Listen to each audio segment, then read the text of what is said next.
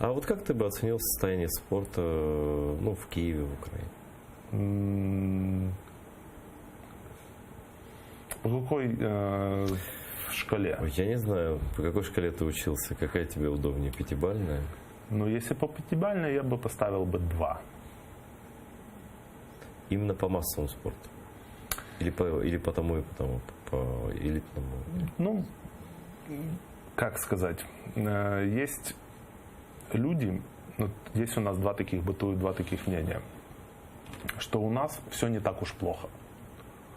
Я говорю, окей, все не так уж плохо по сравнению с чем? С Африкой? Да. Если мы будем сравнивать с Африкой, то мы очень классно. У нас есть какие-то залы, там какие-то качалки, дети какие-то занимаются спортом. Окей, да, неплохо. Если же мы сравниваем с мировыми лидерами, очень плохо.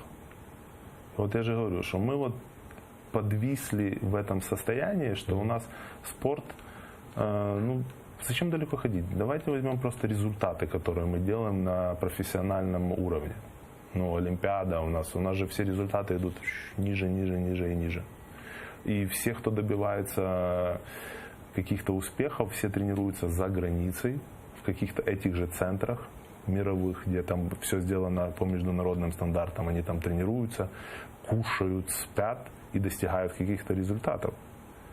Те, кто остается у нас в Украине, очень редко показывают какие-то результаты. Или же если он показал какой-то результат и не уехал, а здесь у нас остался, зачастую его вся карьера идет на спад. Ты можешь сравнить, вот, допустим, 10 лет назад, да, ты уже вернулся, да, в Украину. В каком году ты вернулся? 2008. Ну, 10 лет как раз, да? Да, где-то. Вот 8-й год, и вот 14-я революция, и сейчас у нас 19-й год. Вот, Да. Вот эту временную ось оцени, как мы шли. Так, никак, ровно. Ну, все очень просто. Что тут оценивать? Простой анализ.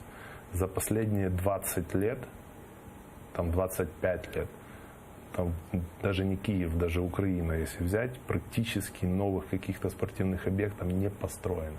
А если они построены, там есть там вот в Южном есть там шикарный зал там построен. Там не тяжело даже, но это единичные проекты. Как это сказать? Смотри, а если я просто не знаю, какие критерии у вас правильные считаются у спортсменов. Вот не только с залами оценивается, да? Ну, конечно. Медалями, массовостью занятий, чем еще? Ну, я же говорю, тут для простых обывателей легче всего это результат. Ну да, окей. Это результат. Но, опять-таки, чтобы добиться какого-то результата, должны быть созданы условия. Опять-таки, если должны быть созданы условия, под это должно выделяться какое-то финансирование. Но, опять-таки, чтобы добиваться каких-то результатов, все наши олимпийские сборные практически уезжают за границу, чтобы там набирать форму. Потому что у нас нету ни трасс, ни залов, ни других условий, чтобы добиваться этих результатов. Слушай, У нас просто нет инфраструктуры. У нас много